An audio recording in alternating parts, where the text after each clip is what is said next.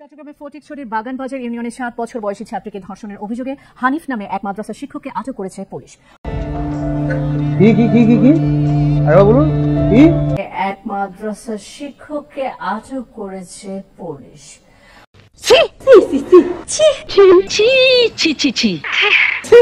দিনাজপুরে এক স্কুল ছাত্রীকে জোর করে চুমু দিয়েছে এক হাফেজ। কে জোর করে চুমু দিয়েছে এক হাফেজ। এই মাদ্রাসা 10-12 জন মেয়েকে ধর্ষণ এবং যৌন হয়রানি করছে। এই মাদ্রাসা 10-12 জন মেয়েকে ধর্ষণ এবং যৌন হয়রানি করছে।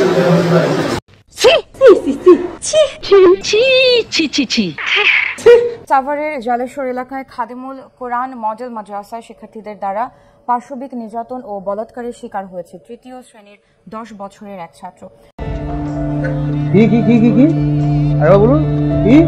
বলাৎকারের শিকার হয়েছে 3য় শ্রেণীর 10 বছরের এক ছাত্র।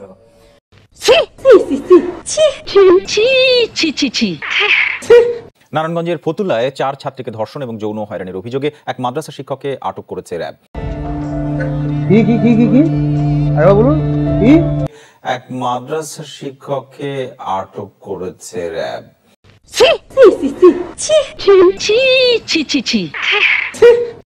জয়পুরহাটে 4 শিশু শিক্ষার্থীকে যৌন নিপীড়নের অভিযোগে মুজাহিদপুর নুরানি মাদ্রাসার এক শিক্ষককে গ্রেপ্তার করেছে পুলিশ।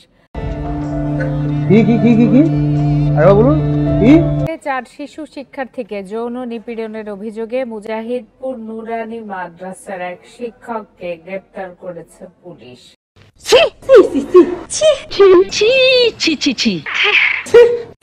বাগেরহাটের শরণখোলায় 5ম শ্রেণীর এক ছাত্রীকে ধর্ষণের অপরাধে মাদ্রাসার সুপার ইলিয়াস হোসেন জমাদ্দারকে যাবজ্জীবন কারাদণ্ড দিয়েছেন আদালত। অপরাধে মাদ্রাসার সুপার ইলিয়াস হোসেন জমাদ্দারকে যাবজ্জীবন কারাদণ্ড দিয়েছেন আদালত।